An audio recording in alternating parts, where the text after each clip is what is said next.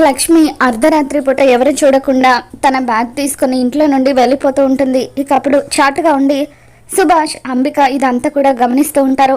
అంబిక సుభాష్తో, సుభాష్ నువ్వు తప్పు చేయాల్సింది ఈరోజు దాన్ని చంపేసి నామరూపాలు లేకుండా చేసేయని చెప్పి అంబిక అంటూ ఉంటే, అలాగే ఆ లక్ష్మిని చంపేసి దాని శవం ఎవరికి దొరకకుండా చేస్తాను అని చెప్పి సుభాష్ లక్ష్మిని ఫాలో అవుతూ ఉంటాడు.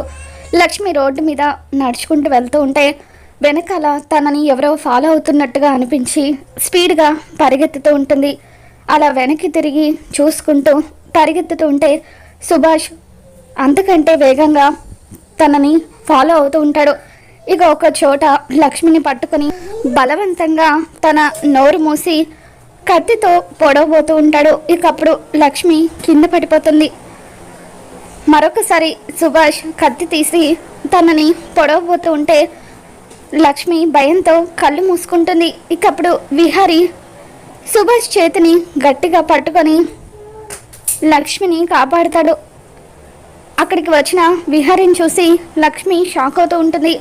మరి రాబోతున్న ఎపిసోడ్లో ఏం జరగబోతుందో మళ్ళీ మన ఛానల్లో తెలుసుకుందాం. ఈ వీడియో మీకు నచ్చినట్లయితే లైక్ చేయండి.